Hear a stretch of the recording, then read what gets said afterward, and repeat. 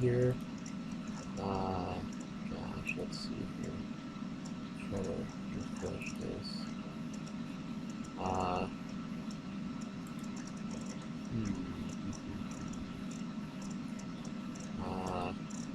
Do you all?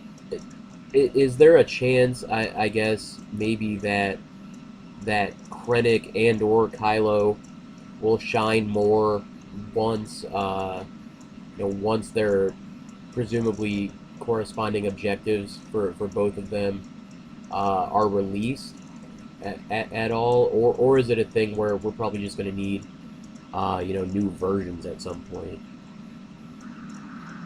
So I think Kylo is definitely going to shine after Set 8.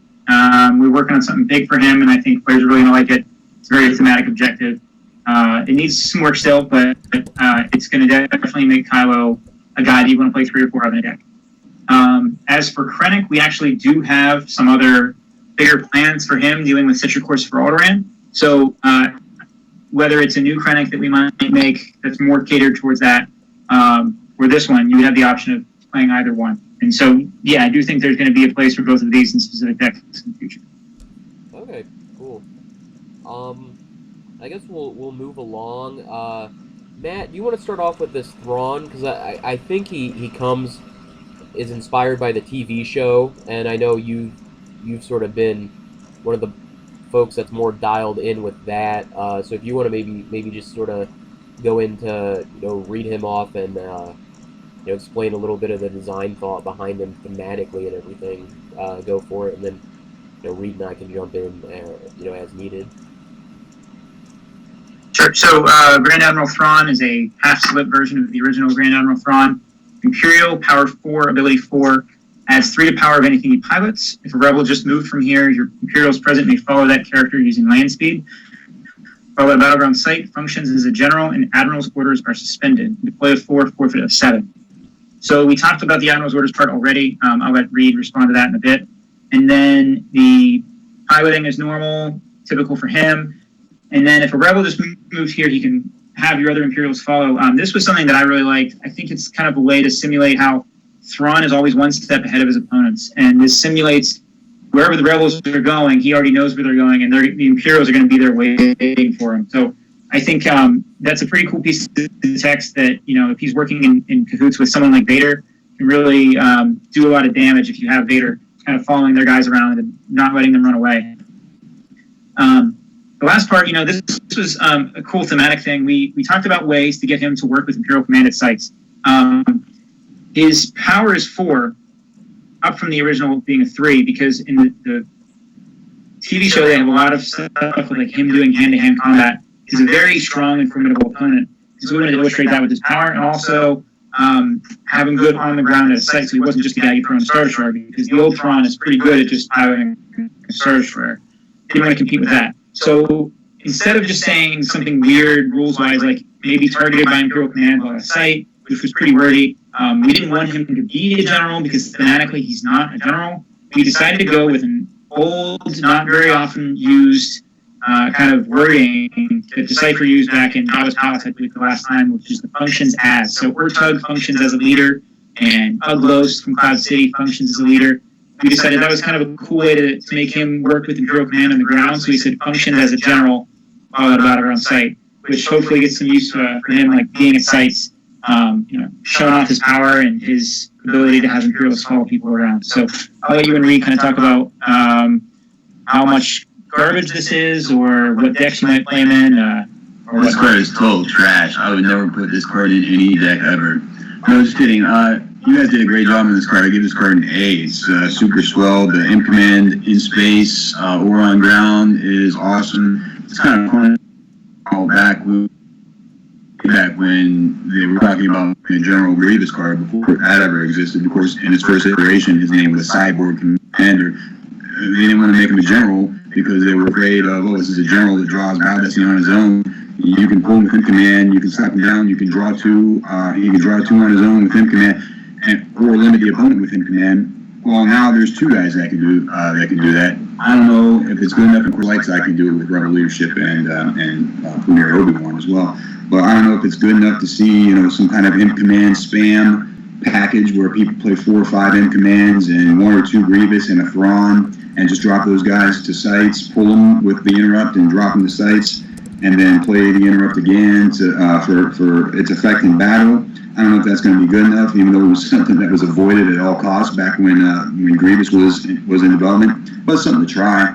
I think a little later on, when we discuss what's the card, Established Secret Base or whatever the Endor Ops card. Yeah, Established Secret Base. When we discuss that later, we're going to talk about how Endor Ops is looking like it's going to all of a sudden be good. Well, Grand Admiral Thrawn is the perfect fit for that deck because, of course, it pulls Endor Shield with the bunker, and then Endor Shield's going to get you your Thrawn and any one other admiral. So yeah, this is looking like it's going to be really good and really impactful, and really you can think about putting him in just a lot of different decks.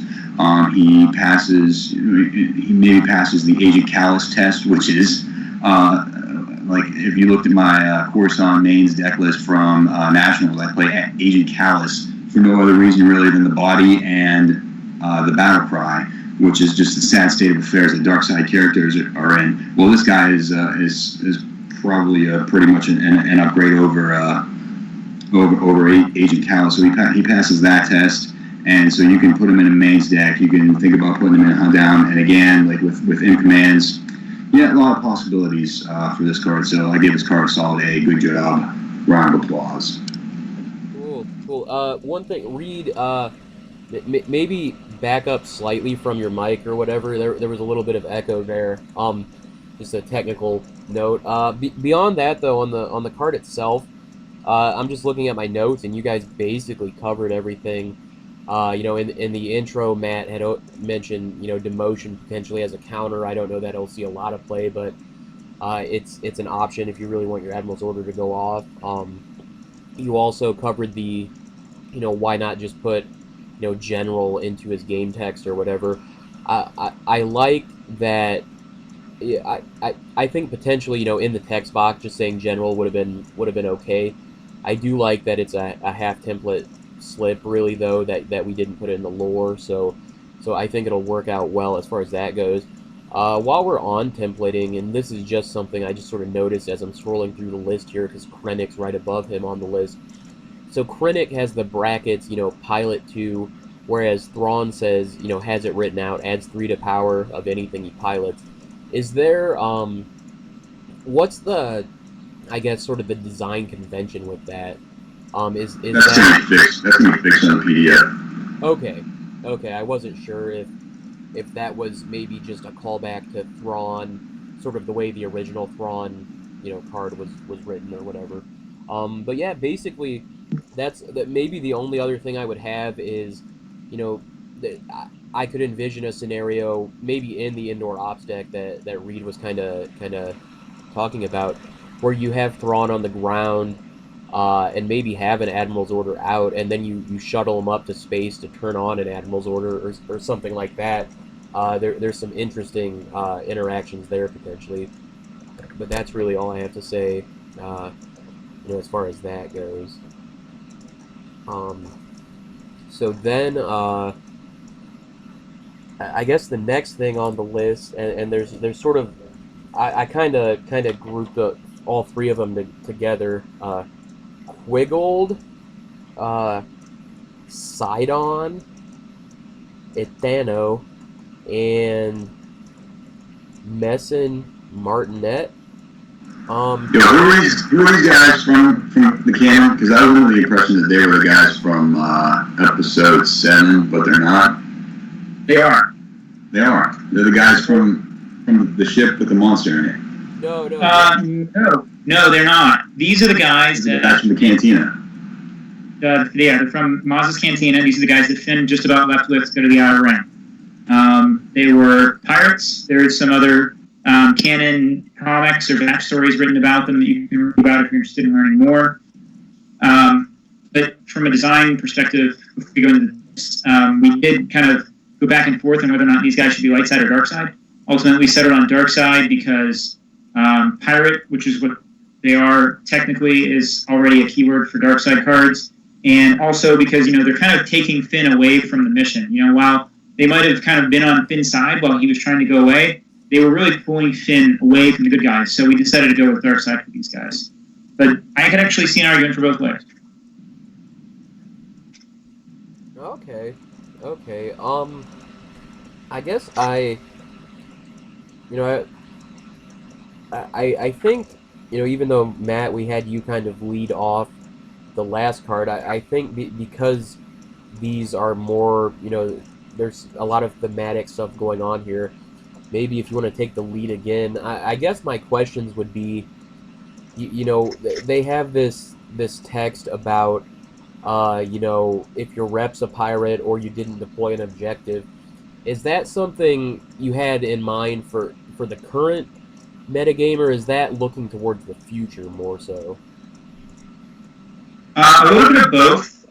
From a design perspective, that text was put on there to encourage different CRV decks, particularly possibly Scum, like a Tatooine CRV, but also straight up help my kind of Scum as well. If you make the Hondo Anaka your rep, he's a pirate.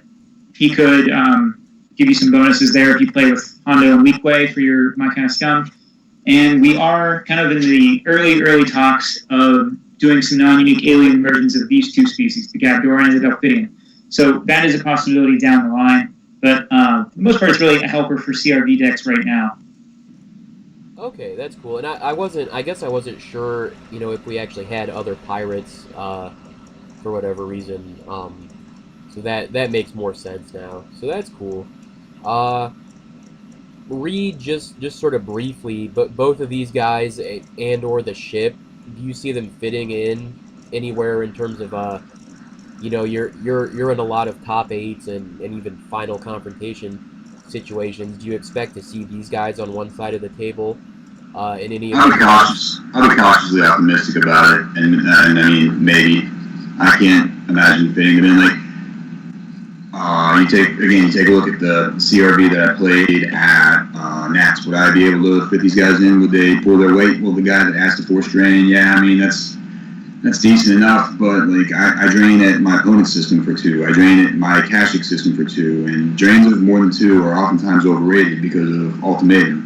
The other guy with the force loss text, where once per turn they place opponent's character just lost from here out of play unless opponent loses 1 force. 2 if the rep is a pirate or there's no objective. This is reminiscent of Legacy Ket Malus, who was a rapid fire, could be used more than once a turn, and he just straight up said if opponent's character from here just lost, lose a force. And of course Legacy was a different era, but even back in that era he was a very fringe card and really only saw play I think in slavers mostly, but that text was really cool. Now, sometimes I read things backwards, and when I read this side-on card, I didn't catch the once per turn the first time I read it through, and I was like, wow, it's really good. It's like Ket Malus again, and it could be even stronger if you don't have an objective. But then once you see it's once per turn, I mean, really, it's going to end up and that, with the opponent having the opportunity to place the card out of play instead of take the force loss, it really puts the ball in their court so they can choose which one. I mean, there's a lot of times you can just put the guy out of play; he's not coming back. If you don't have any recursion, or it's a character that's not important to the game, you can just say fooey on, put him out of play, and in that case, the side-on guy really is having little to no impact on the game. So there's the force drain +1 on the one guy, which seems like it could maybe be good, but again, once you start getting into huge drain territory, you make it easier for the opponent to mitigate it. And there's the Ket Malus from Legacy, lose a force if your guy was lost on the other guy, and that's only once per turn, and of course they're all conditional. Also, you have to either be playing Amkos or not have an objective. Well, I mean, the damage, the Ket Malus style damage works for 1 point of force loss, regardless of what you're playing, but really only kicks in if you're taking advantage of the Amkos or the no objective. And so, and of course, the other thing is, if you're playing combat response, you can only get one guy or the other. If you have the ship, they can do short range for the ship. You can't get them all together. And maybe even if you were able to do so, you might expect a little bit more of a reward than just an extra 1 point of total BD from the text on the ship. But yeah, I don't know. I'm really cautiously optimistic. I'm trying to be optimistic for Matt's sake on these guys. But yeah, we'll take a wait and see approach and see if they crack into any lists. I thought I took your criticism from the first card pretty well. You don't need to be playing good cop here from now on. I think we're okay, Reed. Good. So I guess with that, we'll move along here to Savage Oppress. I'll just go ahead. Dathomirian Assassin, character Sith, Power 8, Ability 4, so on and so forth. Once per game, may exchange a card in hand with a Sith character in the lost pile. Deploy 8, forfeit 5. He is a pilot. So right now, I think the only Siths we have are Savage and Darth Maul. There used to be the non-unique guy, but I think he got axed. Yeah, actually, there's also Asajj Ventress. Oh, okay. So that's good. So I mean, you could play this guy. This guy seems like he'd maybe. I mean, he's expensive to deploy, but maybe okay, and bring him before me. Power 8, and with Emperor's Power, you could draw 2 Destinies or whatever. That doesn't seem terrible. And then, if you play him after you played a Maul or an Asajj Ventress, you can get one of them back. The other thing you could do is just play 2 copies of Savage, and when you draw the second one, get back the first if you already lost them. Right now, being an assassin, not super useful, but potentially could be at some point. So, I don't know. It seems okay. I guess my impression is that it's kind of maybe a fringe card that'll be in some decks, maybe not a ton right now. As more Sith cards get released, if they do, certainly his value would go up. Reed, your thoughts?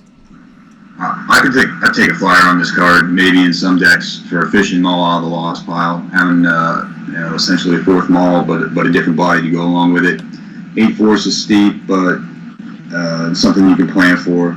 Matt, did you really need the limit -4? Like, if you have 4 Sith characters at a site, you should be able to just deploy your whole hand there if you want, because you already got the site on lockdown. Yeah, I'm a stickler for that kind of thing. I just wanted to be better safe than sorry on it. Obviously, we just talked about how there's only 3 different Sith cards in existence right now, and one of them is this card. But we just kind of wanted to make sure that this didn't get a little out of hand with anything else we made in the future with more Dathomirians. Dathomirians do make a lot of appearances in the Clone Wars and also a little bit in Rebels, so we didn't want to kind of put ourselves in a place where eventually we're like, oh man, we can get this 8-power character for nothing. That was me being overly cautious mostly. All right. Not a ton else to say. I guess he is a separatist, which is interesting, and that's maybe one thing I've been kind of glossing over is, all the different, there's separatists. We've got set 7 or episode 7. A lot of different icons, which could, open up or limit certain interactions or possibilities depending on, various decks that either exist or come out in the future that say you can only play these types of characters or whatever. But, a pretty straightforward card, but seems okay. I can just add about BHBM, Brad. Like, high power draws on its own, and then not only does it draw on its own, but it's got the ability 4, so you can add with Emperor's Power. So it's 8 power and 2 draws. Seems like a natural fit. Yeah, I mean, I know some of them. Yeah, I think you probably can make room for one, especially because you're already going to have some number of Darth Maul with sabers more than likely. So fishing one of them out as well, not the worst thing. Matt, you had something? Yeah, so the first thing that I thought when I saw this card was that it felt cool because it was like a Magic the Gathering common beast card, like really expensive but a really high power. Obviously has a lot of drawbacks like the low destiny and the lower forfeit for something of this caliber. But that kind of concept design-wise really pulled me in. I really like that about it. So I'm excited to kind of see who can play this card in different ways, different decks. Obviously, bringing McCormick is a good place. But Reed, let me ask you, most decks that play EPP Maul, I would say a lot of them run 3 Mauls. So let's say you're playing a deck that has 3 EPP Mauls right now. Would you consider taking out a 3rd Maul for this guy to kind of get your 3rd Maul anyway and also have a different character at the same time, running the risk of not getting the Maul early on and getting this guy instead? Nah, man. I want 3 Dark Mauls, and then this guy can be potentially the 4th with a body attached. But I'm not taking out a 3rd Maul for this guy. No way. All right. Yeah, I mean, this guy, even though it'd be super expensive, you know, ability 4 on a pilot is always potentially useful in sort of a desperate situation, you know, on a Maul. Yeah, so you're for that. He doesn't even have power ship. Yeah, I mean, I've seen worse, but you know, having the option there, I guess, is good. Also, that means maybe it's a thing to balance him out so he gets blown out by scramble. Was that the thought? Maybe not. I can't say that was the intent. Okay, fair enough. Moving along. Established secret base. Reed, you had sort of hinted at this earlier. You want to just take it away with this one? Oh yeah, man. I'll take this card all the way. This card is hot. So it's the established secret base that flips your Endor Ops objective. And I mean, here's what it says: deploy on bunker if you control that site. Immune alter. That's all it needs to say. I mean, no, it also pulls Endor sites for you, and there's, I guess, some sort of removal condition. Yeah, so the opponent can knock it out if they control the bunker.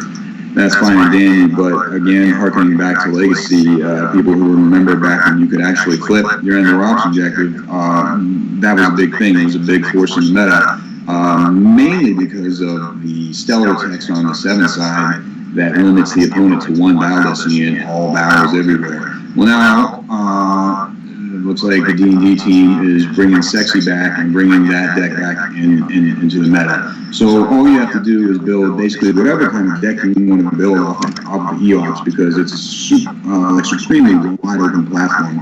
You can build main space, you can do stupid Star Destroyers, really anything you want off of Endor Ops.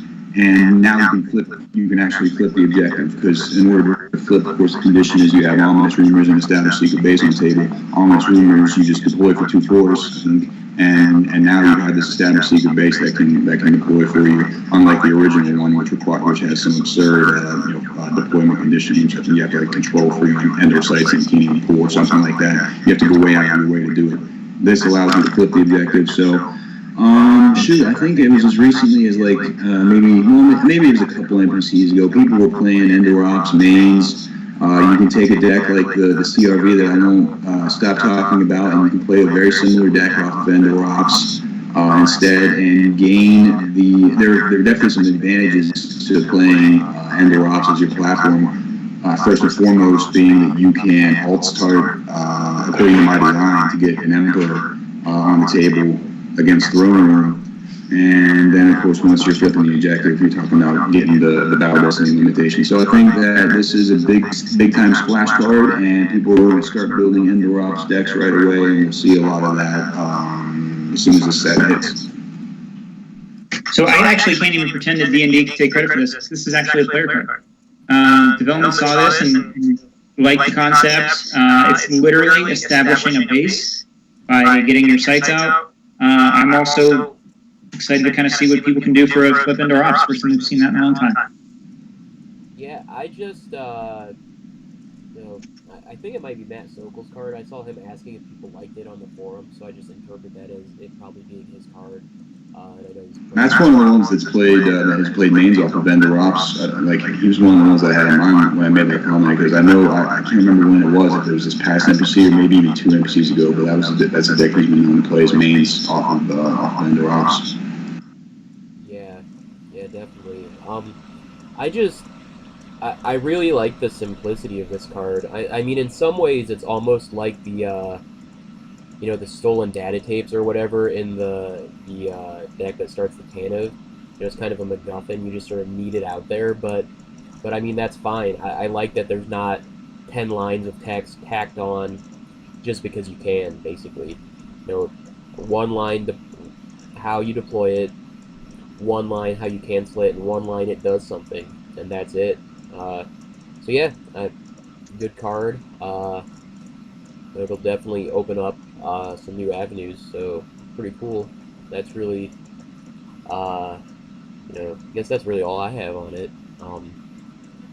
So if no one has anything else, we'll maybe jump on down to the next rare indoor effect that got virtualized. Security precautions virtual.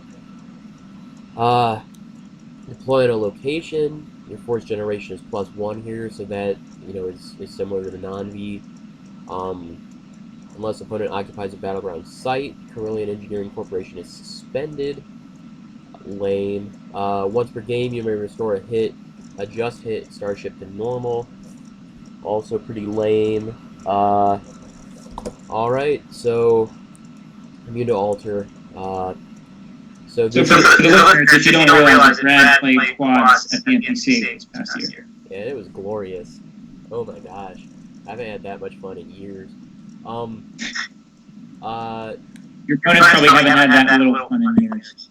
Oh yeah, it's like that's what's fun though, is just making someone maybe just not want to play Star Wars cards anymore. No, it's all things being equal, this is a card that probably should exist. It doesn't straight up completely stop, the quads and everything. If you want, you can try to set up, some sort of, guy on a speeder or, EPP at the forest or something, to get it in effect. Interestingly, my guess is the intent, was to sort of shut down the bonus to the weapon draw, but it really actually will have a function of sort of choking, because the various deploy bonuses and reductions given by Carillion Engineering Corporation as well. It gives, restoring a hit ship once per game gives you a chance to get out there and try to probe a little bit, which is good. Maybe one of the things that's sort of interesting is what will happen, because there's another hidden base deck that's had some success here and there, this Brian Fred, Matt Scott sort of snub fighters or whatever, and it definitely, I think, would maybe want to see that your opponent is not running the security precautions that makes you lose 10 force or whatever. So that's an interesting deck building decision. Although I think for most decks it'll probably be pretty obvious which one makes sense for each deck. Matt, maybe you wanna talk about the design behind it. Read maybe when you'll think it'll be played. Sure. So the first part about the generation, we wanted to keep the generation on there because we didn't want the decision to come down to, do I play the old one for generation or the new one for protection against quads? So I want to make sure that they were on an even playing field for that. This one protects you against weapons, the other one protects you against battle damage. It does a little bit of things as well. So I wanted it to be a deck building decision for players. If quads are a bad matchup, then you can play this one. If you're not too worried about that, then you can play the other one instead. One of the things development said was they thought that quads, so we were in pretty much unanimous agreement with development that quads were a problem. We wanted to do something about them. So one thing though that they said was that they didn't really need like the hammer dropped on them. They just needed a little shove. So that's what the suspension of CEC does. Hopefully, is just enough of a shove to make the deck not as NPE. Maybe give them a chance to go to a battleground site and play on both theaters. Hopefully, it does that. And like you mentioned, the choke as well, I think is a pretty underrated aspect. It takes a couple, two, I think, away from the weapon destiny bonus, but also the using extra force to fire them too. And then the last part is about restoring adjusted starship to normal. I want to note for the rules, people out there, players interested in the rules, that this actually does not work against an X-Wing cannon that uses 3 to fire because it does not hit them, it makes them lost instead.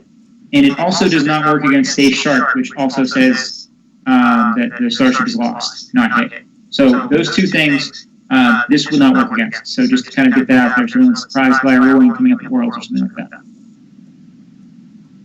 That's kind of counterintuitive. I was expecting it to work against Stay Sharp.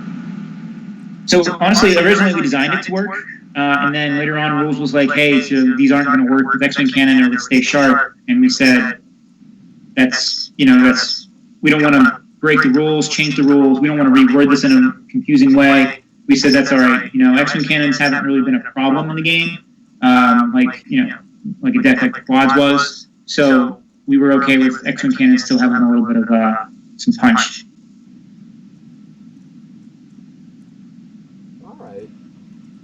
I mean, thoughts, because I know Reed has strong feelings about Quads. I'm in love with that deck. That deck is amazing. I don't know who likes it more, me or Brad. We worked on it. I think I basically talked Brad into using the deck for the NPC. He did. Yeah. Told him how he could beat Huntdown, and then he faced Casey Ennis's Huntdown. Yeah, I mean, part of that, Reed definitely, and Reed also came through with some pretty good, technology. The last 5 card slots or whatever, there were about 15 cards in consideration, I think. And there's a lot of sort of research and psychology and kind of high level thinking on putting someone on a deck like Hunt Down, but I felt pretty good that that Casey was going to play some sort of dark main deck more than likely. With the new Vader card and stuff. So, given that, precautions, or I'm sorry, the Quads deck seemed pretty cool, and some of the cards were able to get in, like the End of a Reign. It's definitely a nice one. But anyway, I'm actually waiting to hear Michael Orson's opinion on the security precautions card. Won't he just donate a bunch of money and make a card that counters it? I guess if that works. I think so. In discussing this card with players at Nats, there was one individual who expressed that he didn't think this card was good enough, didn't do enough to take the quad deck down a peg or the appropriate number of pegs. But I think it is. I think it would get the job done. Combined with the deck is still really gonna mop up people who are unprepared. Scrubs who don't know how to play against the deck. They're still gonna get stomped, and they're still gonna hate their life and wish and want to quit Star Wars after facing it. And this is not a no-brainer kind of counter that you can just throw in your deck and really have a massive leg up. You still need to have a game plan and effective counterplay, or all your ships are going to be in the loss pile, and your opponent's going to be flipped, canceling all your force drains and retrieving their entire loss pile while you can't draw.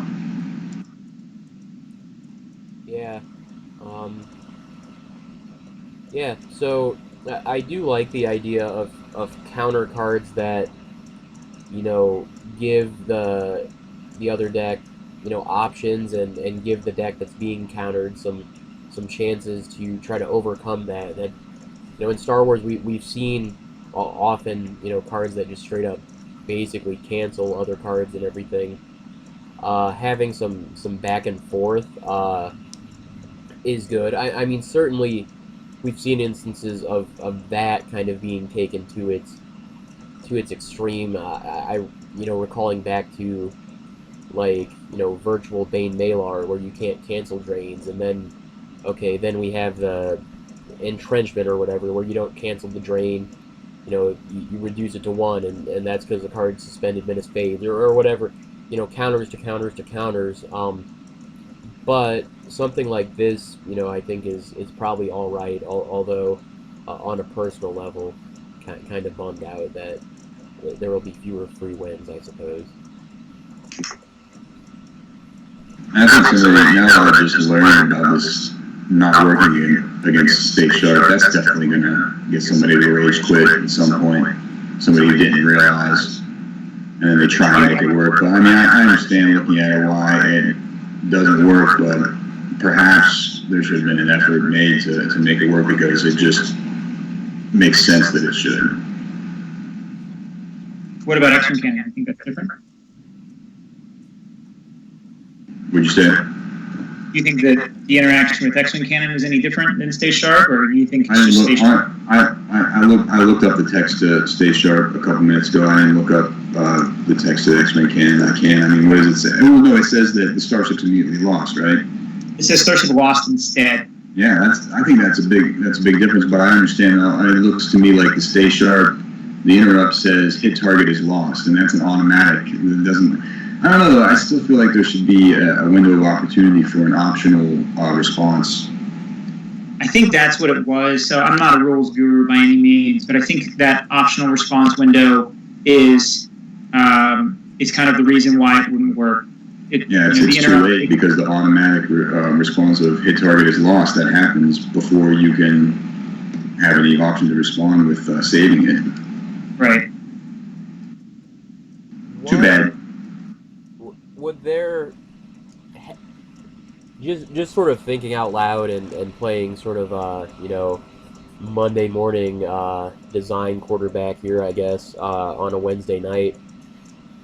What if there was text that instead, I don't know, like once per game you could just, cancel a Starship Weapon Destiny or something. Certainly there's a million ramifications we can't get into now, but functionally, at least on a maybe if there was like an ability 2 character that you could put on a starship that said, you can lose a force to cancel weapon destiny targeting that starship, and maybe if that ability 2 character also countered, another like very popular light side space strategy. But oh wait, that's right, only light side can have cards like that. Yeah. So.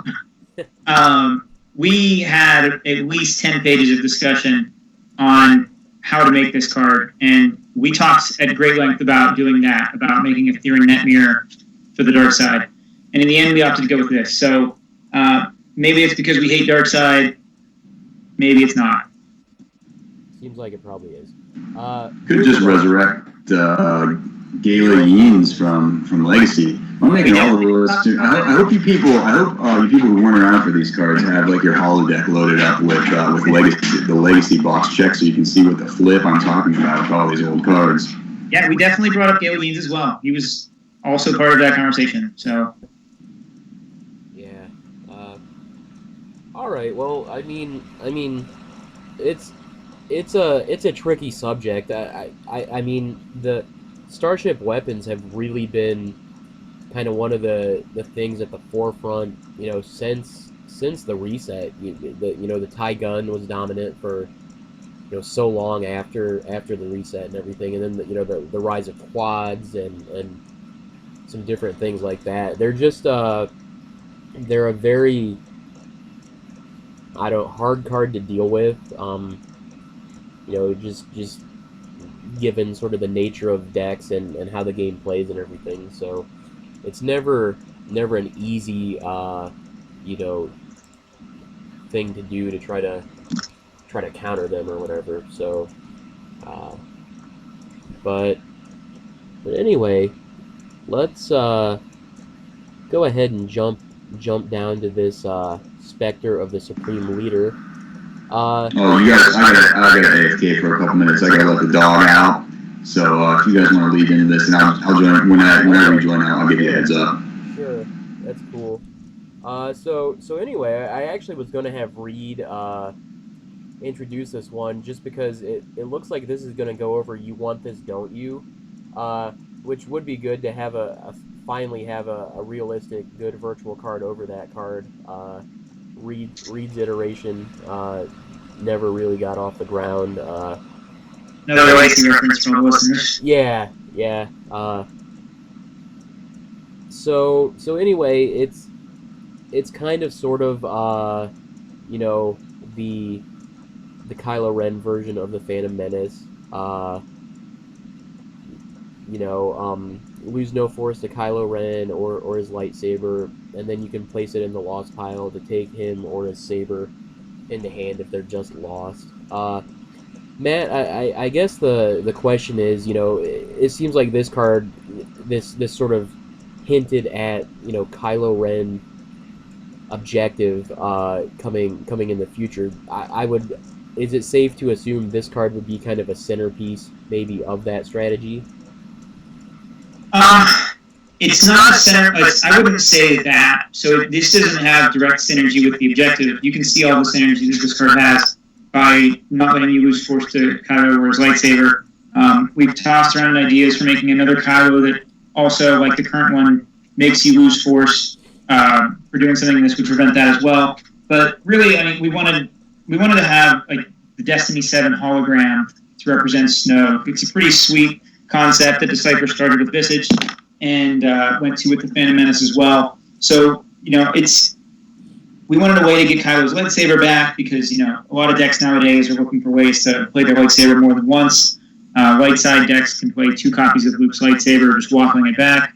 Dark side decks now buying your father. So we wanted to fill that kind of design space too and make sure that Kylo saw play. The big thing is we wanted to make a high destiny card like this that would help people play Kylo because, as Reed has talked about a lot, Kylo's just not good enough on his own. He sees fringe play here and there, but I hope a card like this will help him see quite a bit more play. As it's good. I'm back. Are we done speaking, Matthew? Sure, Reed. Go ahead. Oh, okay. Well, my comment on this, I think my initial response to this card when you first showed it to me was that I said something along the lines of, "Oh, you're making Kylo work like he always should have." Like, there's no excuse for why you should ever lose force, 2 force to your own card. If you compare Kylo to Oromarco, and Oromarco's a scrub character. Oromarco deals damage only to the opponent, and that's just such a deterrent to putting this guy into your deck. So, I mean, starting off with that's the very least you could do is to make it so that players aren't going to lose force to their own Kylo Ren for putting him out. Now, the other line of text about taking him back into hand, I didn't pull it off in our cube that we had in Nats where we played with these cards. I did end up with the Spectre. I got stuck with it, actually. It was like the second time around the table, and it's like, oh, well, whatever, it's Destiny 7. And so, unfortunately, that was the first pack, and so I was able to look for Kylo throughout the draft, but I only came up with 1 copy of him. So I never pieced it all together, but I do think it might be sneaky good. Yeah, we'll see what happens with your fabled future objective for Kylo. For right now, I still don't think this is going to break through, but the character recursion is intriguing. Yeah, Reed, you were out when I mentioned this, but I did note that it's good to see finally some good virtual text over "you want this, don't you?" For once. Womp womp. All right. Yeah, I don't really have much to add that doesn't involve trolling. Yeah, it was cool to see Kylo Ren and Johnny Chu's Dark Deal deck that destroyed me in the NPC, but I do think, so far he's been a little underserved. I guess it sounds like, the Kylo objective is already being tested and stuff. Is there any concern that by the time it comes out, we'll have basically another movie to draw on? Has there been any discussion about maybe delaying it and just having it be more of an Episode 8 theme? I was going to say that we might be ready for another reset.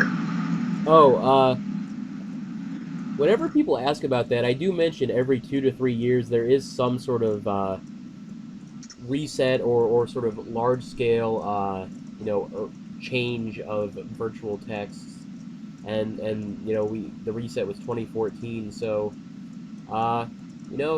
never say never, like Bieber says.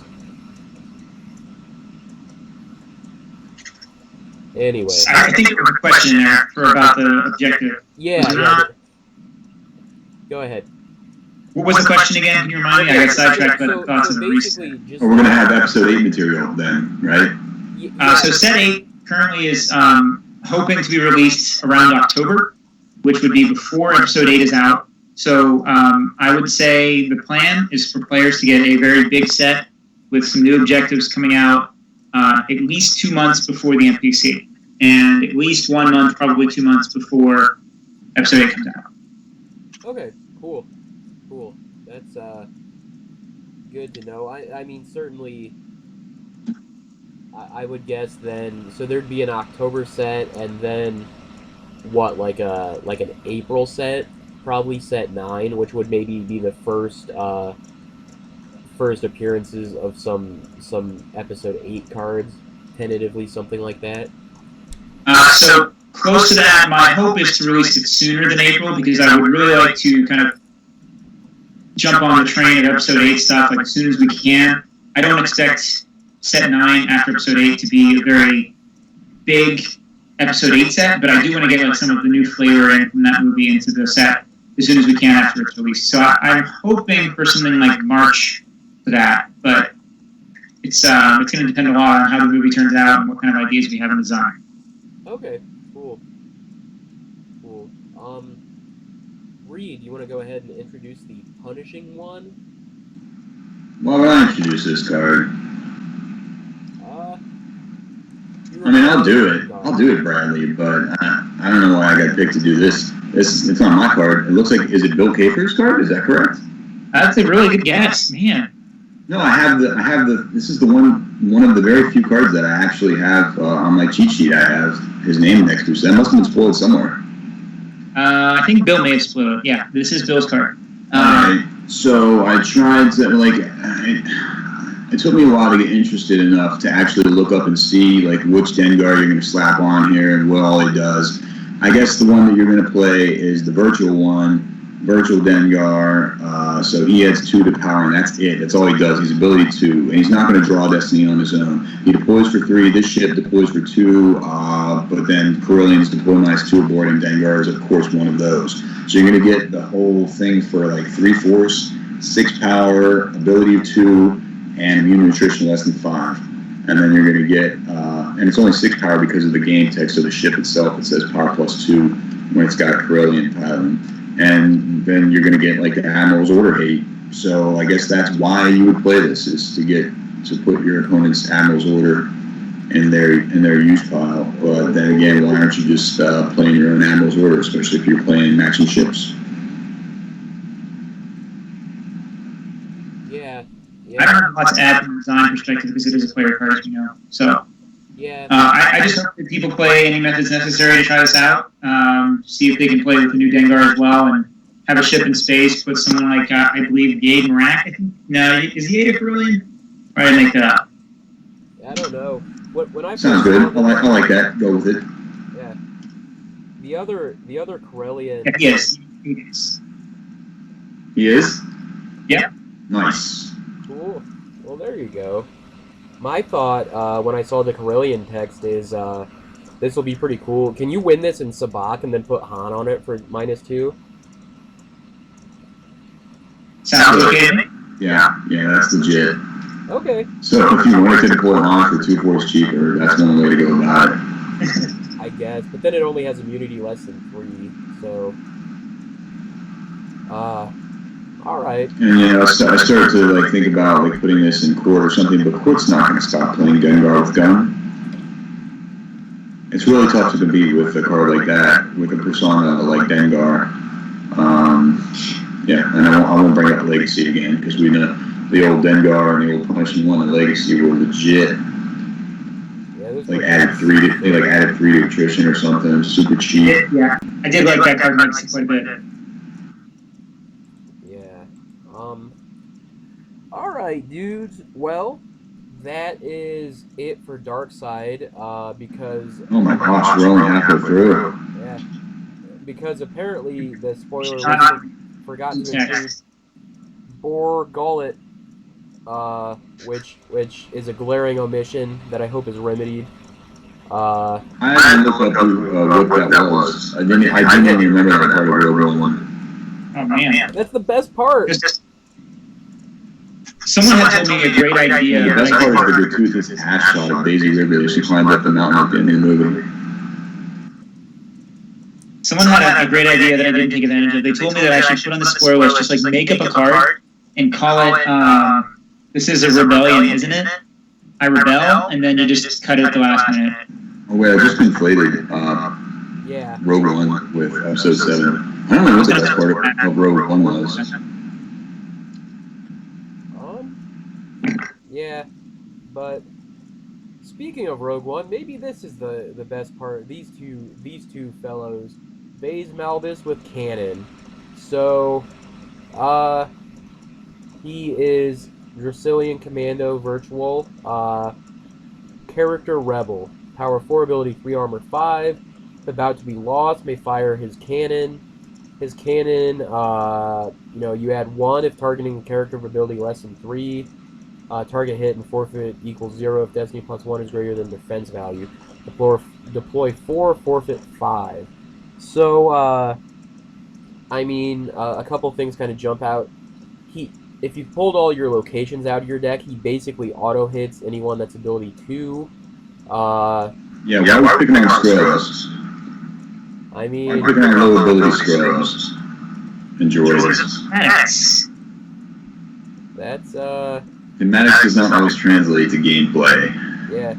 I think so. Here's the thing. The death rattle part of him, when he can fire the cannon again, I think is going to be a very underrated part of his text. If any of you guys out there played Wars TCG, and I know a lot of you guys did, I know Reed did, you could fire weapons. Lol. I still have 2 decks put together, man. Anytime you want to play. I'm down. I have a whole box of cards. So, one thing that was a different rule change they made in Wars is that you could fire your guns as a top-level action at any point in the battle, even after they forfeit people, as long as you haven't fired that gun yet.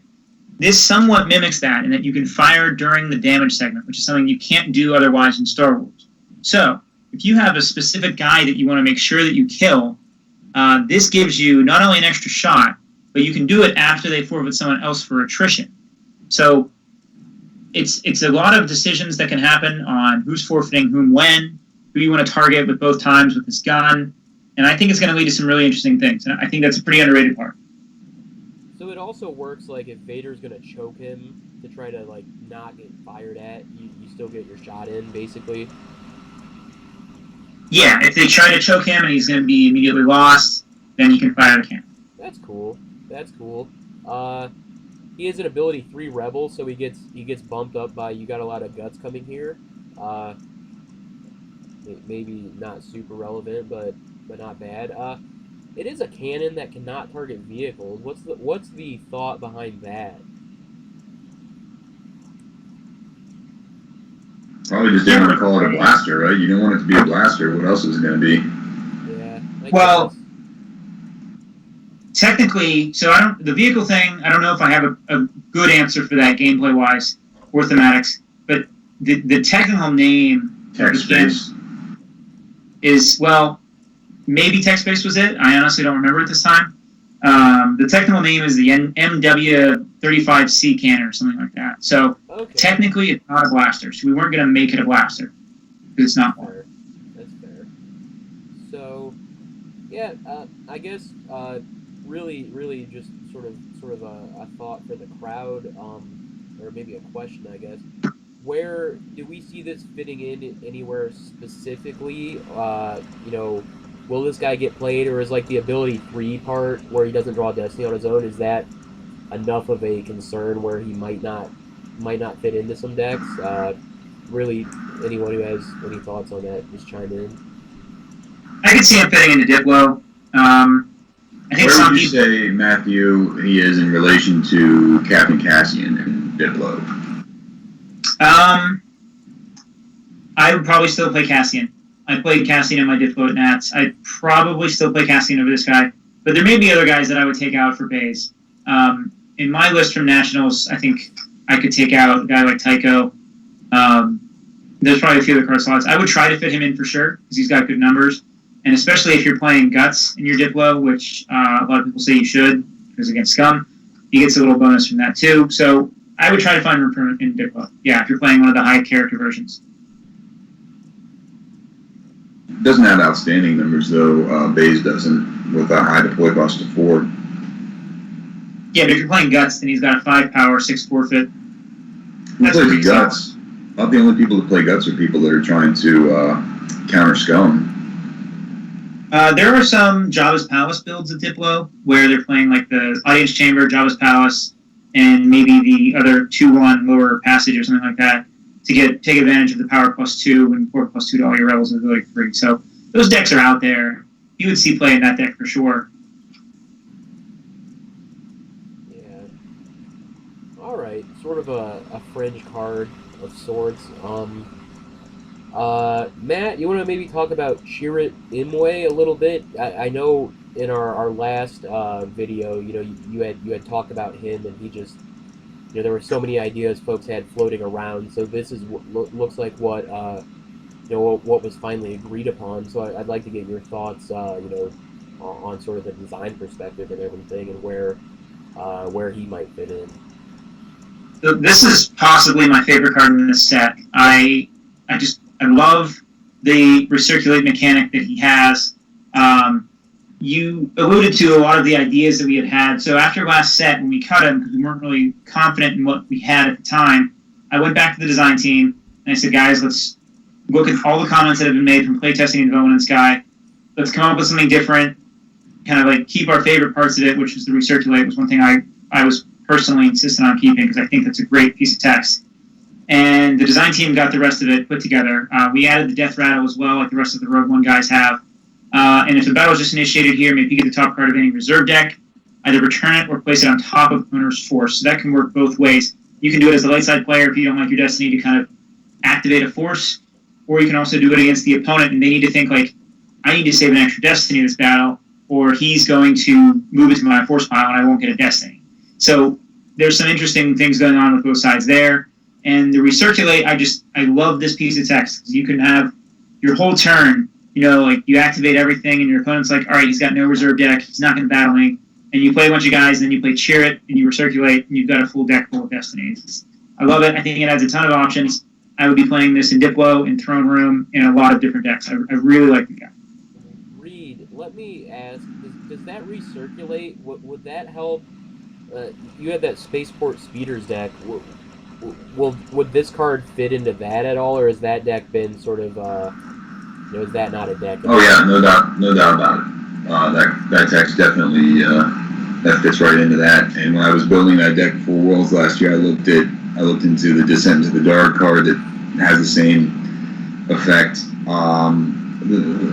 The thing about this card is that it's once per game. It's not so Chirrut can just be on the table and kind of have that. You can have that recirculate in your pocket for when you need it most. Like Matt's example was you play a bunch of dudes and then you play Chirrut and recirculate. Well, if Chirrut's already out, you don't need to play in the turn that you use him. You can just sit there and camp until you really need it most.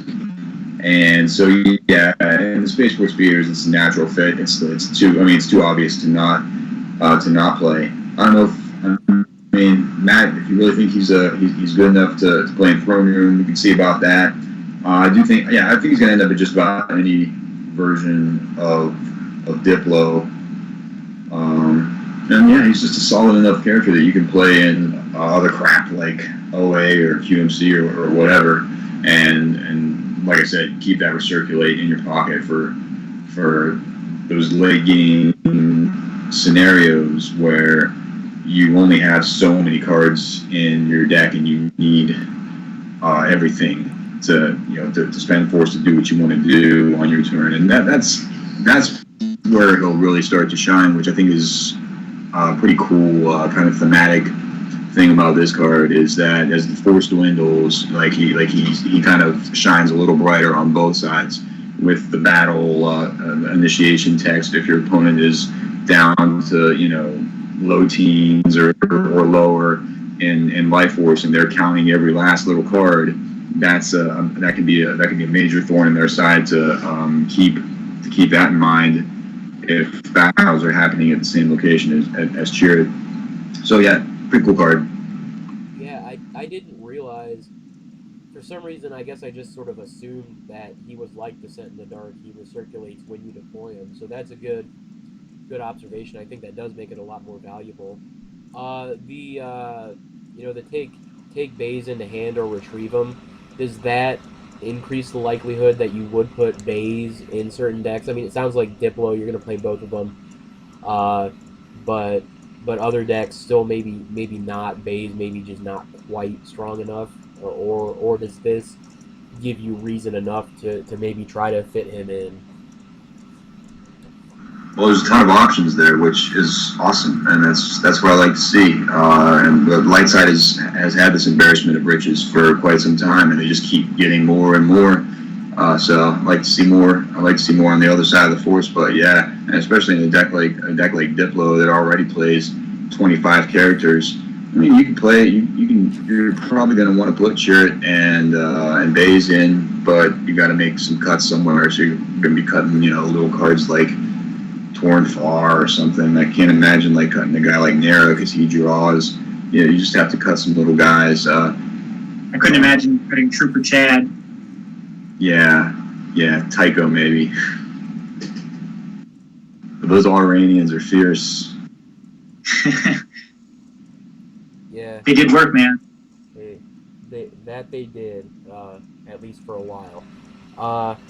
So okay. This card's pretty cool. I like it. So that'll be interesting to see how that works out. Next, we've got Depa Balaba, which I think was spoiled. It's Cam's player card. In that it's a player card, design maybe doesn't have a ton of involvement. Reed, you want to talk about this one at all? Your thoughts on it? Oh, gee, what does it do? Okay, so she's a Giant Master that's not immune to attrition. Deploy 4, forfeit 6, power 4, ability 7. So she's got really low forfeit, too. She's got the text about 2 lightsaber icons. If two light side force icons are here, then one string of control phase may draw a top card of reserve deck. And if there are at least 2 dark side force icons there at her location, then was she like a Towels? Is that what that is? Pretty much, yeah. She's all right. So she's like a card draw engine. So am I like expected to play her in Throne Room and then maybe pull her with one of my extra Speak with the Councils so I can draw cards during my control phase? I don't know. What did Cam have to say about this card when he spoiled it? I don't remember when he spoiled it. Did anybody? Yeah. I read Cam. I read your thing too, man. But there's just so much reading, and I don't remember exactly what you said about it. Yeah, I mean, the part I remember from his write-up was just sort of the thematics of, when they sort of did away with the sort of the legacy or the legends or whatever, and kind of rebooted the expanded universe. She got a new backstory, and he wanted this to reflect that in terms of actual gameplay, mechanic wise or anything. I don't off the top of my head recall what his thought was on that. I mean it seems pretty obvious, potentially there's sort of, you can park her at the Jedi Council chamber or whatever, and have her draw cards, that type of thing, or you get the other location that works with her is the city outskirts for whatever deck might play that. Of course, the deck that's most likely to play that is Diplo, and you can't play her. She's episode 1. Right. Yeah, and then I mean, I guess you get her in a battle, and she's an expensive Towels, protects more important people, I suppose. I mean, maybe you play a copy of her. That doesn't even work everywhere. It only works where there's 2 dark side force icons. I guess she'd be good in combat, right? Just as another, blaster deflection type card, essentially, to keep your. Yeah, if that were a deck, yeah. Yeah. If it were a deck. So hypothetically, she'd be good at that, I guess. If a nightclub deck ever reemerges, then she could be good there. She does both of her things at the nightclub as well, and you can put her at the JCC with the Speak. Great. All we need is reemergence of Son V. That's a drum you've been banging for years, and I don't think it's coming back anytime soon. I could be wrong, though. Is anyone keeping track of how many legacy references we've got tonight? I can't believe it. Several. No, they've all been for me too. I'm comparing everything to Legacy tonight. I didn't even plan this. Well, you hate the reset though, don't you, Reed? So. No, man, the reset's great. I love it. We wouldn't have gotten 30-some players for Nats if it wasn't for the awesome, amazing reset. All right. All right. Fair enough. Besides, nobody wants to be playing AT RTs, right? Isn't that what they were? Yeah, They were. Yeah, forget those. Those things are terrible. Yeah. So, all right. And there's another one. So Depa, Depa Bilaba. We're not sure where she fits in, but oh wait, she doesn't work in combat. Hit non-Jedi character, so never mind. Yeah. So. Oh man, now my head explodes trying to think about if she'll save Lando from going to the use pile at the 3-2 side. I don't think she will. Huh. Interesting. But all right. Yeah, I don't think so. Moving right along, we've got Dice Ebigon. He is premier alien, rare 2, so everyone I'm sure has several copies. Power +2 at a Jabba's Palace or indoor site. If just lost, place them in your use pile, so sort of like a mirror of Mayo. If opponent is about to draw Destiny for an interrupt targeting your character here, opponent must first lose a force, then shuffle their reserve deck. Alright, so not really sure where the indoor text comes in. I'm sure there must be some sort of thematic thing. I know this is a player card, as far as that goes. Have to do with them being from a forest planet, if I'm not mistaken. Okay, that's cool. Yeah, so I mean, the most obvious use is probably in a QMC deck to kind of help against Force Lightning.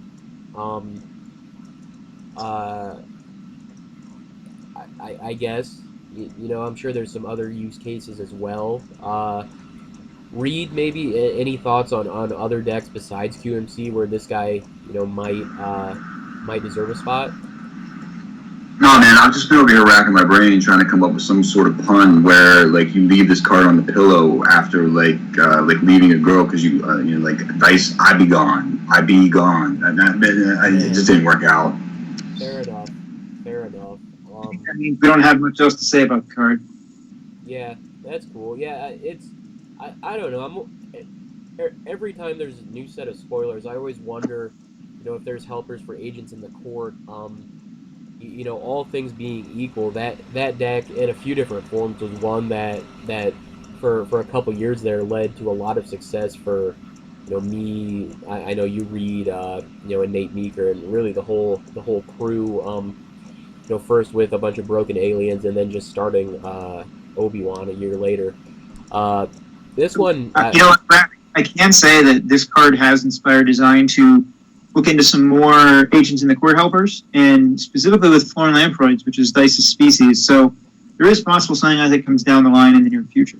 All right, I like. Is this the de facto best rep then, or is there a better rep for light side? I actually want to leave the options open. I want to have a few different reps, a few different good non-unique aliens, so players can kind of choose if they want a deck with each different alien's skill set. So this would be one of the It's really tough to do, though, and still make the deck any good at all. Like, isn't there always going to be a clear front runner? If the deck is actually, like, playable, there's always going to be a clear, like, best rep. I think it's kind of a debate about how the meta shifts nowadays. You know, we have a lot fewer players than we had in the 90s, so the meta shifts a lot slower. But I could see if there were 3 different aliens that each had their own thing to offer, over time, different builds with different species could come around. Yeah. There's some potential there. It's always, I do not envy you, Matt.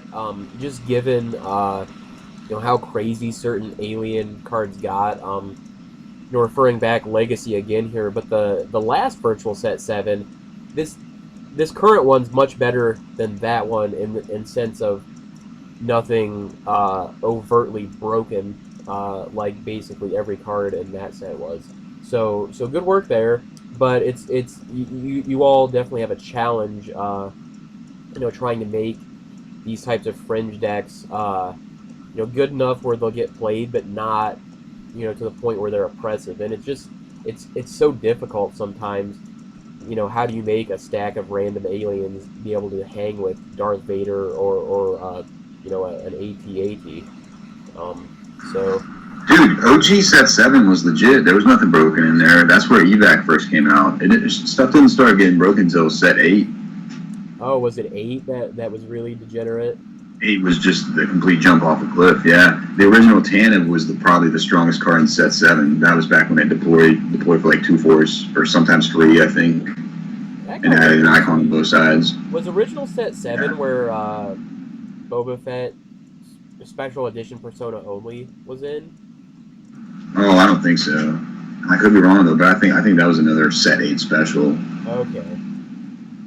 Set 7 had like Prince, the old Prince Iser, or however you say that guy's name. Okay. That made everybody an agent. Okay, fair enough. Moving along, back to the current set 7, General Leia Organa. Matt, thoughts?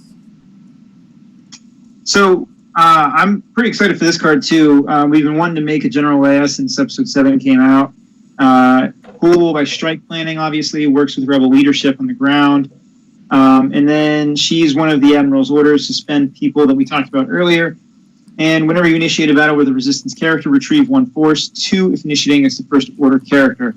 So she can use Anakin's lightsaber, she can retrieve for initiating with herself or with other resistance guys like Solo or Chewie or Poe. I think she's good, and she's going to get better as we get more resistance guys out. And I really like how she gives you a real option between playing her and Leia Rebel Princess. In what deck does she give you that real option? OA? Is there any other deck? I think, over time, as we might see some more general-oriented builds with strike planning, I think she could see play in a variety of decks. I think I would consider her in Rebel Strike Team. I'd have to think about some more, but I know for sure I'd consider her in OA, like you said. That's what I was thinking about earlier, was what deck this card goes in, because in order for her to overtake Leia RP in OA, you have to initiate like 6 battles if your opponent's not playing first order. Like, Leia RP is a cancel of a drain of 2 and a retrieval of a card that's not retrieval. So that's a 6-card swing. And so in order to get that out of GLO here, you gotta retrieve, or you gotta initiate 6 different battles and retrieve 1 force and pay for it every time also.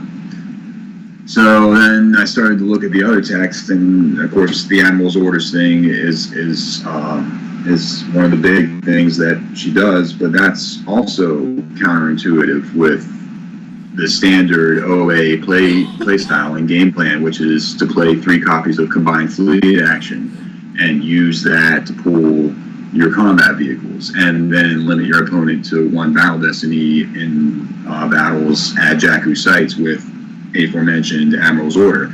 So she blocks that out, and I'm like, wow, I'm really like going out of my way to get this 1 force retrieved for initiating battles, and it only works with resistance characters, which, the next couple of cards that we'll go over here, they're new resistance characters, but we still kind of have a dearth of those. Yeah, so go ahead. You're right in a lot of ways. And I will say we are specifically trying to encourage players to move away from the speeders build. We want to make cards that don't synergize with it, that encourage you to be present at Jakku sites. So I'm hoping that a non-speeders build emerges, and I'm hoping that she's a key part of that. In the speeders build, though, couldn't you just stash her at the Twix? And get to keep your Admiral's Order and get the retrieval if you wanted it? No, so the Twix isn't a battleground, so she wouldn't work there. Oh, okay. Okay. Yeah, so that wouldn't be too good. Fair So enough. let's talk about these other resistance guys if we can right now, because I think I kind of think of all the resistance ones together. Uh, Sure. there's Go two right ahead. majors here, Major Callian Emmett and Major Taslin Brants. Emmett can deploy -2 as a react to an episode 7 site, and he's got a weird pseudo maintenance cost. At the end of each turn, you must use 2 force, lose 2 force, or return him to your hand. So it could be good to take him back into hand and react for 2 next turn, or you might want to keep him there at the site, but it'll cost you a little extra. I think he's a neat little card. He's got some good numbers, some good stats.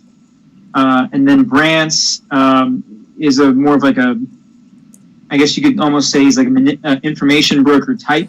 He's like a communications guy for the resistance. So if an opponent just looked at cards in any deck or pile, you can peek at the top card after they put it back.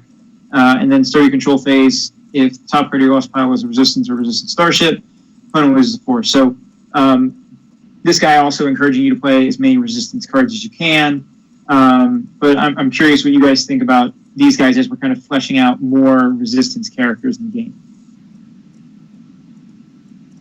When I first looked at the reacting guy, Caluan, I was like, why didn't they just make it a maintenance card? But then I realized that it's at the end of each turn, so it's going to work on the opponent's turn too. So he's going to get bounced a lot, or he's just going to be like a little mini spiral on the ground, just coming down for his stats. That's a good card, and it's something for sure that I think OA can use with love. It's going to be great in OA. Good card there for that deck. And then the other dude, I like his damage text. When I saw that, it caught my eye right away, and I'm thinking about ways to like abuse it outside of OA. But most decks, I mean, OA barely has enough resistance characters as it is, let alone any other deck. So that's probably primarily where he's going to be used. But his text is cool, and when you think about it, it's going to kick in a lot. If your opponent is battling you on their turn, then you can strategically forfeit people during their battle phase, so that you'll have a resistance character at the top of your lost pile come your control phase, which is just 3 phases or 4 phases later. Yeah. Just sort of echoing. I kind of like these guys maybe a little more than Leia, really. Yeah, the React guy's interesting. I'm maybe not as big a fan of him as you two seem to be, but I definitely see where he'd fit in potentially. The other guy though. Well, because he will get hit a lot of times. At ability 3, he's going to get hit, and then he's just a power 4, kind of chumpy. But when he sticks around when he doesn't get hit, and he sticks around for the entirety of his stats, dropping him for 2 force as a react is pretty solid. That's true. I agree with you, Reed. The other guy though, I'm definitely looking for different ways to kind of abuse him for that ping damage. Anyway, you have these standard sort of decks where you can increase the damage output a little bit. Is always good. Plus, maybe he opens up some new options as well. So yeah, these cards are interesting. Always good to see more resistance people. As far as that goes, I guess that's really about all I have for that. Any sort of closing thoughts for either of those two? Nope. All right. We skipped over Ken Kian, the matching pilot for a snub fighter. When he's on one, he draws a destiny if not able to otherwise. An opponent may not substitute battle destiny draws here. So, I guess. Yo, whose card is this? Someone with the same initials as King Kia. Kyle Kruger. There you go. All right. Well, Actually, it's not. Wait a minute. I'm wrong. I think there was like a little bit of a custody battle But I don't believe it's Kyle's now that I think about it. Huh. Well, that's weird. Anyway. It might be Bill. It might be Bill's. Huh. Bill has 2 cards in this set? It's possible. Good for him. So this card, I mean, it seems pretty straightforward. I guess I could see some play, right? Maybe. Yeah, he's like a Merrick Steel mirror, but he's got any matching ship really, so you can find him a little bit easier. I think he would see play in Snub Fighter, Squadron Assignment decks.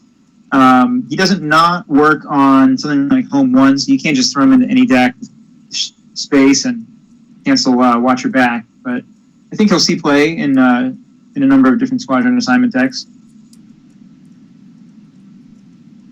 All right. No comment. Okay. Reed has no comment. It's interesting. He is he's a rebel. He's not a smuggler. So 2 of the more common decks that use Squadron Assignments, Watch Your Step iterations, and We Have a Plan aren't able to use him. Not that they necessarily need it, maybe, but yeah, this guy might fit in some different spots. Don't have a lot to say about him. Is Anakin ship a Snub Fighter, the Azure Angle? No, technically not.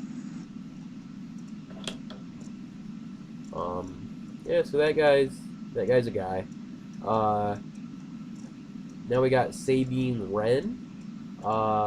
I read on one of the threads, this is probably not going to be on Explosive Charge Virtual, which is good, I think. Indoor, not a very prevalent set, all things being equal, so an uncommon... What the heck? Dude, I spent $20 on 10 of those on eBay. That's what you get. I believe it's going to go... Come on. Stop it. Yeah, I think it's going to go in Infantry Mine, which I believe is a comment from Hawk. Yeah, that's good. Well, just... I mean, more... Oh, nice. I got a bunch of Japanese infantry mines. There you go. Cool. Yeah, I mean, it just seems like, 1, Explosive Charge, you use a few copies maybe in a Rebel Strike Team deck already. 2, at some point you might want to make some sort of Explosive Charge for her, so it would be weird to have to, have, 2 or 3 with her picture on them and then some without. So anyway, female Mandalorian Scout, Power 4, Ability 2, Armor 5, Deploy 3, Forfeit 6. When firing a blaster or rifle, target for free, add 2 to the total weapon destiny. If with an Imperial or 2 Rebels, whenever you win a battle here, opponent loses 2 force. Immune to hidden weapons. Alright, so Ability 2 Rebel, so she gets the bump from Insurrection. Which is pretty cool. To a Forfeit 7 if you're playing combo. Might be useful. I think she's the only character outside of Wedge that can get up to an 8 with non-combo Insurrection. I believe that's right. Yeah, so that's pretty sweet. So, I mean, for us uninitiated, I know this chick is a big deal in the universe, but where is she from? Mandalore. She's Mandalore. She's from Mandalore. Like from what canon? Like she's from Rebels? She's from Rebels, yeah. Alright. She's a pretty big deal then from that show. It's a pretty big deal. Because, to be elevated into Wedge tier, where you can become Forfeit 8 with Insurrection, you'd have to be a pretty big deal. Yeah. Especially since she has a defense value of 5. Yeah, I really like Power this card. 4. Sorry, go ahead, Brad. Oh no, just saying. Also, her power of 4. She's in many ways, I would say above Wedge actually. Yeah, no doubt about it. For your extra 1 force, you're getting massive number value. Now, the Destiny doc notwithstanding, nothing beats Wedge's Destiny 4. But this card is superb. She's a scout, so obviously an easy pool chain to get this chick in your hand. And being a Rebel of Ability 2 provides for a lot of interactions, like the Insurrection, like she goes straight into Diplo. and then her game text is just like three hits in a row, with the biggest one being the damage.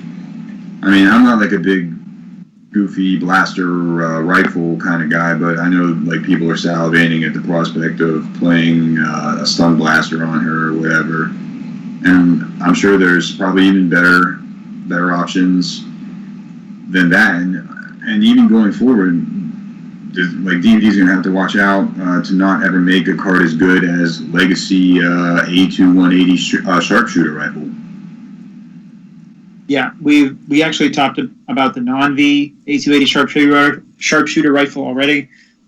She can do some damage with that too, but all in all, I mean, I think she's a great card. I think she'll go right into my Diplo. I think the Stun Blaster idea is pretty cool. I actually would entertain trying that out too, just because the Stun Blaster, I think, is a 4 Destiny already. I think that's pretty cool. I'm excited to try this one out. Yeah. Stun Blaster's a 3 Destiny. Okay.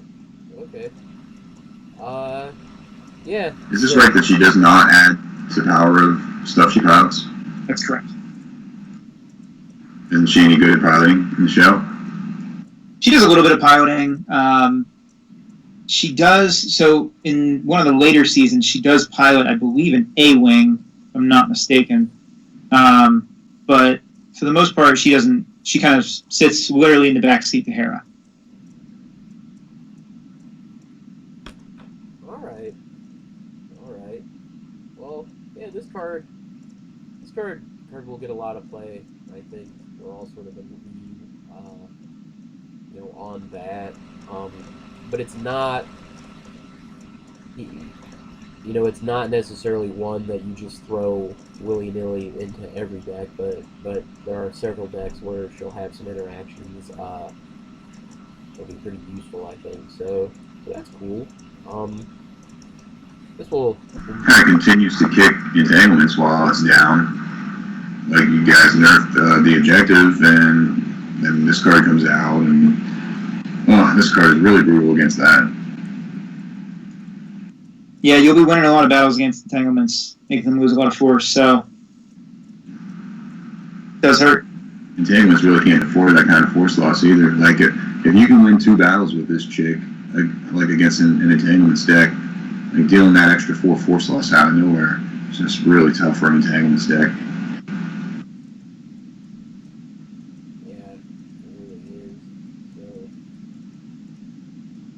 Interesting to see what becomes of entanglements with some new cards and some of the changes. Whether they'll still get played, people will adapt, or if they'll move away from it, try out some other things maybe. Yeah, I think the errata will have a minor impact on the regular Walker's build, and obviously it'll have a significant impact on the Trooper build. The Trooper build was pretty much not even played at Nationals. I think it showed up on Friday night only. So, yeah, I mean, it's targeted at the Troopers, but I think it might just slow things down a little bit against the Walker's version because they can't get cheap pilots out first turn, or they can't get a ATST with Piet on Executor. But all in all, I don't think it's going to affect the errata alone, at least. Won't affect IE's playability overall, in my opinion. So, all right. So then we have a Yoda. Sort of, some of the text here reminds me of, there was an old virtual Yoda. But essentially, I mean, it seems like probably the intent is mainly a mind what you have learned helper, but it is probably worth noting that he can deploy anywhere, and he's immune to attrition, so that's not to be necessarily overlooked, especially with the reset. It was kind of a thought that there should only be so many completely immune people on each side of the force. That's why like Mace got changed and stuff like that. So yeah, the uses in Mind What You Have Learned are pretty obvious. Any thoughts from either of you on if he would fit into any other sort of existing decks. Well, did you forget about Yoda, Keeper of the Peace? Because we already have that goes in every deck except Diplo, if you want a fully immune Yoda. Yeah, no, I gotcha. I was just pointing out, you know, that I think you're right that the other Yoda is probably just better. So this really that probably answers the question, I suppose. You know, this really is going to be limited to a minor you have learned next. So I guess with that, Oh no, I think it'll be great in Diplo. I think this guy's going to be really good in a flipping version of Diplo because of the complete immunity. And power 3 is just enough, and he draws on his own. And then, like if you're getting plus maybe 3 from your objective to your total battle destiny, then this dude can no doubt he can totally hold a site. all right. And he's cheap too.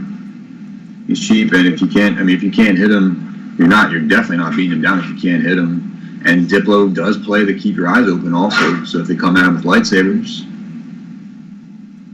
what I don't like about the card is actually its intent, like to go along with Mind What You've Learned. Mind What You've Learned is a very delicate theme that, in order to make work, needs pretty much complete to probably about 60-70% overhaul.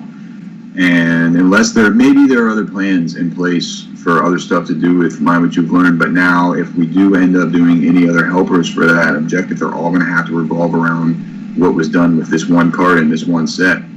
So I don't know. Do you have any other plans for Mind What You've Learned stuff in the future, Matt? So I don't know if you guys knew this, but this is also a player card. But we have talked about Mind What You've Learned and what we could do to fix it. This card we liked when we saw it from the player, and we wanted to try it out, see how it tested, and also to kind of build around this whenever we do build out Mind What You've Learned in the future, which we've talked about. There's no concrete plans at this time, but we've had some discussions on how to make Mind What You've Learned more of an interactive deck to get some battlegrounds out and not have it kind of turtle so much for the first 5 turns.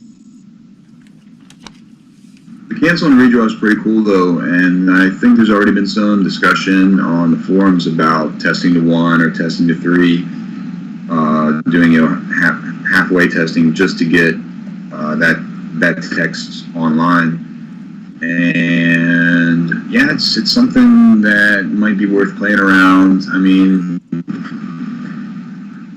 playing around with like starting off giving up 2 icons as Mind What You've Learned does is really dinky. Like a 2/2 force generation starting ratio is just so brutal to overcome. But you can pretty much ace the first 3 tests in no time, and then you get all the benefits from those tests, and also now you get this super cool once per turn cancel and redraw.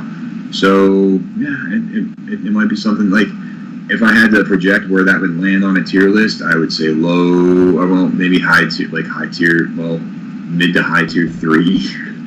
But it gives people something to play around with anyway. Yeah, some new fun toys. Yeah. Competitively though, this guy definitely, don't you agree, Matt, that this guy definitely has a spot in Diplo? I think it's a good consideration. Yeah, I mean, the full immunity, like you said, and the inability to get beat down because of your battle destiny is a good point. And probably energetic presence as well, and he could maybe do some damage with Hope 1. Let me ask, do you guys know, I guess this is maybe more for Matt, the graphics people, are they going to be making white border and black border versions of, there's a lot of cards that you know have white border Yoda, and then the Help Me Obi-Wan that we're going to get to, and some others. Will we be able to play white border cards with white border slips, or is that... The PDF generally just has the black bordered versions, unless it's a card like Kylo that only exists as a white border other than the foil. But you can always use VKit to print out white bordered V slips of any card you want. And that even includes cards that don't have a white border underlying card. So if you love white bordered cards, like I know Tom Hayde definitely loves them, you can print out your whole deck in white bordered cards. It's a wonderful site. Highly recommended. How about that, Brad? Does that rock your world or what? Brad's like, where's VKit been all my life? I could have been playing with white bordered virtual cards for all of my virtuals. And Reed and I go back and forth. Reed hates white border. Nate Meeker hates white border. I love white border. Um, I love like where I'm with you, Brad. yeah. I have used VKit actually to make white border cards before. It's been a while since I printed stuff, so I had forgotten about that. Yeah, VKit's a great resource. So definitely I check got that whiteboard out. Gray, whiteboard Solo floating around. I use them all the time. Gosh, my gosh. All right. Well, So, that guys, let me just say, I've got about 10 minutes. So we're on the effects and interrupts part. If we could try to wrap up in 10 minutes, that would be great. Oh man, he's got to tend to Addie. all right. I have an unwell cat. Okay. So you went online and Rebel fleets were expensive. Is that right? No, they were not expensive. They were not available. Crazy. So- And you don't think that if you had stuck with this card on Rebel Fleet, then they would have become available? No, I do not. Oh, And if weird. they did become available, I think they would be about $10 to $15 a piece. Wow, that's crazy. And they So- say the card availability is not a problem. Yeah. To give some background, this card originally was Rebel Fleet B, and once I looked up how many Rebel Fleets were available to the player base on the internet, I found that the answer was none, except for a few on eBay, which was not quite a reliable source of it. So we made the move to switch to a Cloud City rare instead of a special edition rare. We had some trouble finding the right image for it. I thought Rebel Fleet was a great image for it. Haven's pretty good too, and we changed the name to a Rogue One quote to kind of fit with the whole theme here. So this card is like an established control / mobilization points mirror. You can pull a system, you get extra generation and docking days. I love this card too. It's probably my second favorite. Shall we evaluate it simultaneously with the broken ship that it pulls? Yeah. Yeah. That's the one I was really interested in some feedback on. That ship seems absurd. How abusive is a ship? Like, I'm not going to ever want to deploy to space as a dark side player. Yeah. Even if they don't start the effect? Yeah, even then, like, how do I know they don't have this, that they're just going to bomb on me for 2 force? It's ridiculous. It's a good card for sure. Go back and watch the game of, let's see, what was it? The game that took place after my game with Hate. So it was Chris Kelly and Greg Shaw, and Greg Shaw was playing, this was a Nats in the semifinals. Greg Shaw was playing IE, and Yep. Chris Kelly bombed on him at the system with Queen's Royal Starship, Rick in the Queen's Royal Starship, which, as I learned, is apparently just booster and pulsar skate with slightly better numbers. Now imagine if he didn't have to pay 5 force for that ship, and he only had to pay 2 force for a massive Power 6 capital. That would have been another character he could have put on there, and bombed on Greg Shaw even worse. Yeah, and don't forget that it's a Mon Calamari Star Cruiser, so your drains are +1 with launching the assault. Oh, sweet. Right, so is this really what Lightside needs? More good cards for Lightside. I like So we're that. talking about the profundity. If for those following at home, if you have your spoiler list handy, it's a 6 power ship that deploys for 6, but -2 to a system the opponent occupies, and -4 if that's an opponent system. And then it's a star cruiser, so it's got all this capacity, just no immunity, and the pilot has ability to. And it's got capacity for Cannon 4 or Corvette even, yeah. Yeah, which is pretty neat. Yeah, I mean, so in decks that are going to start this Rebellions or build on Hope, they're definitely going to play the Profundity, and then, they're probably going to play one of these systems, but if they opening hand it, just grab the ship, or against some people, maybe just don't even, if they give you a system, just go get the ship immediately.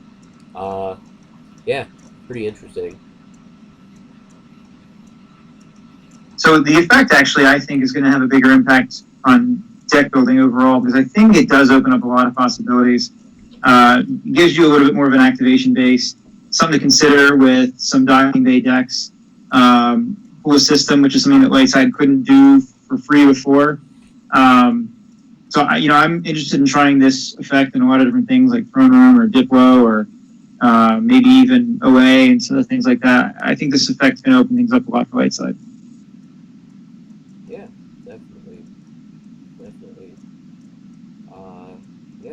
I guess that's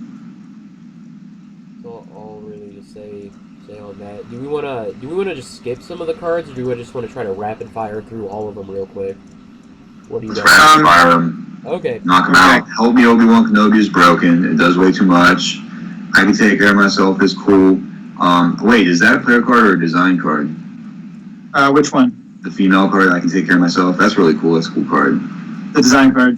Yep, and it's a great like multi-purpose interrupt, and it's balanced by a nice decent Destiny 4. Good card. They're tracking us is an awful card. No, I mean just kidding. It's great. We need a program trap counter. It's about time. It's a little unoriginal with the basic dark time mirror, and you know how much I love mirrors. Shoot. This is my ship we would have to evaluate with the ship and the chick. Hera doesn't draw Destiny right on her ship. No, she does not. Yeah, so and all these other cards that this is my ship pools we don't have except Kanan and Sabine. No, but help me Obi-Wan Kenobi. Wow, that card does a lot. Yeah, that's Mike Talk to me. Anderson's card, right? What's that? It works against Brio, it works against Elsic, it works against any battle droid. Any droid in the world. Any droid. Yeah. And then adding a Destiny is super far-reaching, and of course Obi-Wan. I mean, you can already add a Destiny with Rebel leadership. Obi-Wan with very commonly played cards, leadership in this, he can be drawing 3 Destiny in a battle by himself. And of course, I'm thinking like this card in like in Watch Your Step specifically because you can play it and then play it again. True. Yeah. It's a good place for it. Also, It's oh, go ahead. it's a 3 Destiny, and it's also a hologram. So if you play Escape Pod, you can pull it with that, I believe. Oh wow. Wow. That's No, cool. Escape Pod doesn't pull holograms, right? Or it pull projections still. It just pulls Digerics, right? I mean, why didn't we fix that with the reset? We did, didn't we? That's what I'm saying. You're right. Yeah, actually, Escape Pod doesn't pull holograms, just Digerics or holocytes. Huh. Cool. It also randomly cancels a react, which may not come up a ton, but it's a card that's not Sense that cancels a react. So Gonna come up against Matt's Saber 4, his favorite card. yeah. Oh, the Saber 4. Yeah, why didn't you do something to get rid of the react canceling on this text so you could play your Saber 4 with impunity? I actually kind of like a few extra cards that cancel reacts. I'm okay with it. Yeah. You're sort of jumping around. Luke's hunting rifle, was this made by somebody who doesn't like Arctic Wii? I actually don't know if this person likes Arctic Wii or not, but it is a player card. Yeah, this works on Owen and Baru, right? Like the 450 thing. Okay, cool. So this is my ship. So if all those guys are in play, you can do like +8 to your total battle destiny. Is that right? Talking about a card that needs a limit. Yeah. It's I guess it could probably use like a limit like the what's it called? Take the Initiative has, which is a +6. A limit that would never actually see use because you're never going to have all 8 of them in battle together. Yeah, or the limit on Savage that's never going to see use because you're never going to have 5 Sith characters at a location and then still want to deploy Savage. I'm now determined to make a non-unique Sith character. You can't, but that wouldn't make it a good play. Yeah, I mean, I guess maybe just the last thing I would say on these cards, the Ghost, not very impressive by itself, but potentially the Phantom, if that's real good, it's another card that can pull it, potentially. So that, I would guess the Phantom will be down the road at some point. Is that something that's already being developed, Matt? The Phantom actually might come out in the next set or 2. We have some ideas for it. But you know what? Now, as we're talking about this, I actually have to go back and check. And this card may have actually been changed since the spoiler came out. So I will. Interrupt. This is my ship. Yeah, this is my ship. I'll have to look at that and tell you what I'll do is I'll bump the roundtable thread if it has been to let all the viewers know. So if you're listening and you're curious, I'll post it in there as well. I want to double check on that. What's the change? Is it still gonna have the pool? It's gonna have the pool. It would be the lost section that was changed, and it may have been changed. You know, I don't want to make conjectures because I've seen a lot of different versions of cards, and Because the pool was sneaky. The pool was kind of sneaky. Maybe good. It's kind of like a Belen's Eye in interrupt form that you can put in any deck. Now, as we discussed, Hera doesn't draw on her own, but you're getting the ship and the chick for -1, so you should have enough force left over when you do this play to slap somebody else on there. All right, so I'm looking back, and this card will be changed, but there's two options we're still kind of floating around. The first option says if all of your characters in battle are these characters, they each add 1, and then the other one says if they're in a battle, they each add 1. So it doesn't limit it to you only having these characters. But both changes involve not requiring the ship or not adding the ship anymore. So it's not so easy to stack like Hera on a ship is +2 to your destiny. Okay. So the ship will be removed most likely. All right. I guess the last card, just the Jakku docking bay. Just really another option maybe for old allies. Yeah, what's up with that card? You guys were like talking about it. So basically, Steve Skilton whined for a long time about getting this card. I say whined with love. And we finally gave it to him. He thinks it would open up a lot of builds for old allies. Just a docking bay. Just a docking bay for Jakku. It's just a docking bay for Jakku. Okay. He says so. I'm eager to see it. I mean, docking bays are a weird thing for design nowadays because we're so conscious about how many cards we're releasing, and it's just a docking bay. But you know what? Sometimes these kind of locations are needed. So I'm happy to get these out there and see if they even have a place with people playing Insurrection, or maybe with the new Rebellions Are Built on Hope effect. Or maybe just Ketwool with a docking bay that you can deploy if you need to. That could be the actual grand scheme. I feel like the quality of the broadcast got better once Matt announced that he only had 10 minutes left and we started doing things in rapid fire fashion. That should be the format, yeah, from here on out. We're gonna go open up all around the list. That's fine. That's fine. Yeah, this one did go pretty long. I mean, I think in terms of actual time we spent, the last one took a little longer, but that was because we had a 30-minute sort of interlude right between light and dark because the computer crashed. So yeah, this one we're over 2 hours of just straight pure discussion, which pretty good discussion. Sheer quality content. Yeah. But yeah, we'll go faster next time. Go ahead, Matt. No, I just said the set's a lot bigger this time than it was in set 6. That's true. So, all right. Well, that's all I have. Hopefully, next set we'll see a Boar Gullet, maybe a Galen Urso as an MBO helper. This Kylo objective. Who knows? Galen Urso was a bad guy. Galen Urso's an Imperial. Oh, he's a good guy. Make him both. He's like Lando, right? Maybe, like yeah. Dark side version help. He's gonna be a flip character.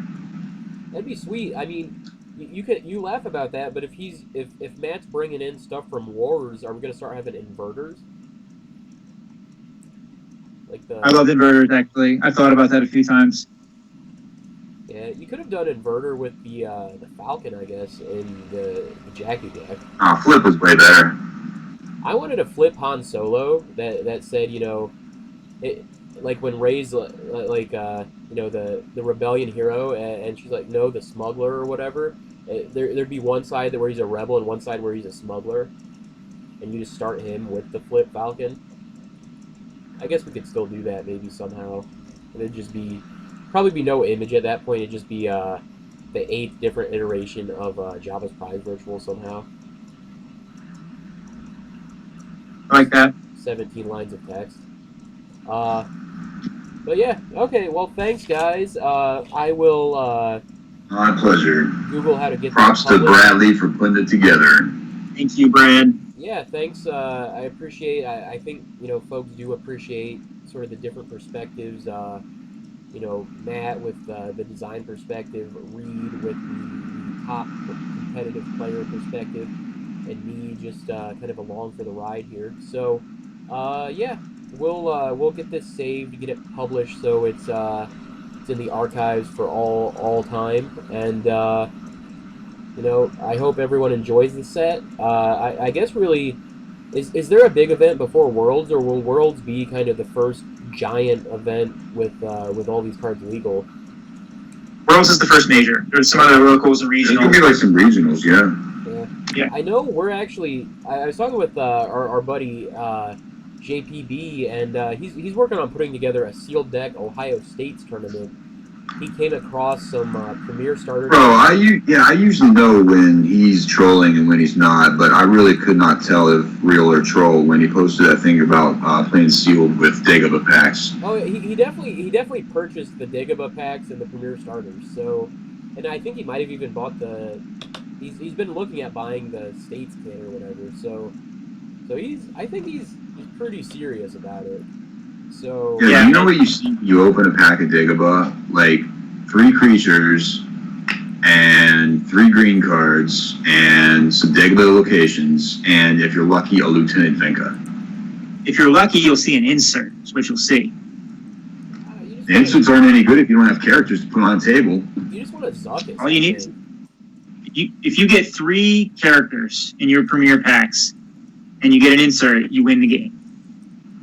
Yeah, Waisoela would be pretty good, I guess, right? There you go. Yeah. Tell you what, Brad, I love sealed, but I'm not even sure if I could do that. Fair enough. Well, more info about that event soon. Matt, I know. I think we've been 10 minutes here. I don't want to take any more of your time. Fellas, thanks again. Always a good time. Brad, Reed. Later, dudes, I'm going to go watch the video of me beating Tom Haidt in the top 8 at Nats for the 50th time. Cool. I was going to say, I watched that a lot. I'm going to go watch the video of Tom Haidt beating you at Worlds. Have a good night, everybody. I've never watched that one. Later, guys. Yeah.